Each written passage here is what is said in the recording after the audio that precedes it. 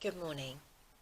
As you probably know, Watchtower's governing body applies Isaiah 32 to its own elders, and it says this: "A king reigns by integrity, and princes rule by law. Each is like a shelter from the wind, a refuge from the storm." Watchtower believes that when the kingdom comes and this earth is a paradise, their elders will be the ones to rule as these princes.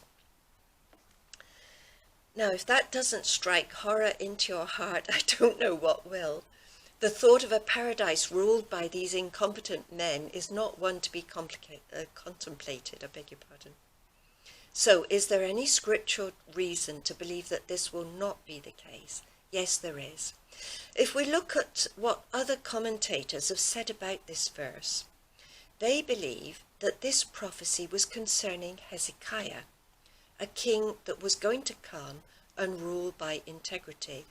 And they agree that the princes would be the government officials ruling as Hezekiah decreed. They would be doing things the way Hezekiah wanted. They wouldn't go off on their own and form a little body and say, right, we're not going to pay much attention to Hezekiah, we're going to do things our own way. No, these princes would have ruled in the way Hezekiah wanted.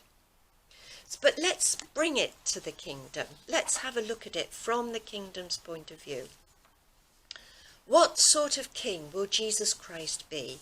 If we look at Isaiah 11, and verse 2 onwards, it says that on him the Spirit of Yahweh rests, a spirit of wisdom, insight, counsel, and power, a spirit of knowledge and the fear of Yahweh. He will not judge by appearances. He will give no verdict on hearsay. He will judge the wretched with integrity, and with equity he will give a verdict for the poor. Now, have Watchtower elders demonstrated that they can do this? No, they haven't. Have they shown wisdom and insight? No. They have demonstrated that they do not understand the two-witness rule properly. It's a good rule. There must be evidence of wrongdoing if you're going to condemn somebody to death. If a child comes to you who's obviously traumatized with a tale of abuse, do you say, well, I need another eyewitness? No, you have enough evidence there.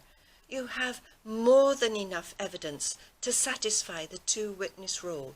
And then you follow God's law and you hand it over to the authorities.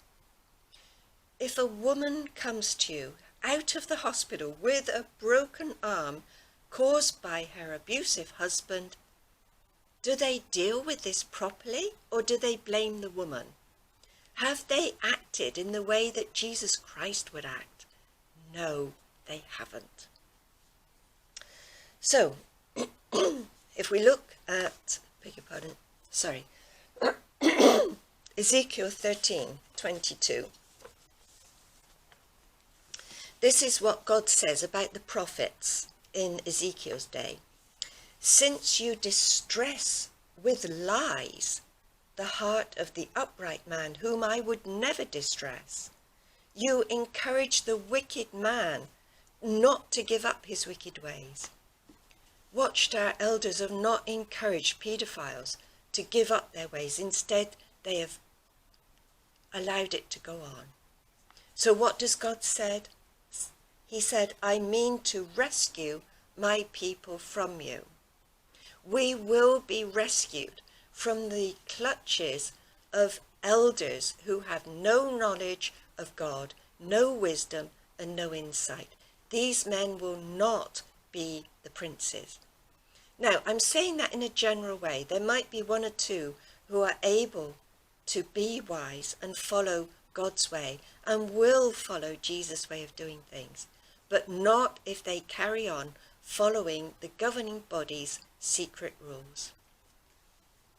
So, on a lighter note, can we look forward to a nice kingdom with proper justice? Yes, we can. because Jesus Christ will rule in justice and righteousness, and he will guarantee that anybody that represents him will do the same thing. So I'm hoping to leave you with a calming view of the lake. And I do thank you for bearing with me this morning. I've been awfully ill this week, partly a result of what Watchtower has done to me, but thank you for putting up with me, and thank you for watching. You're making an attempt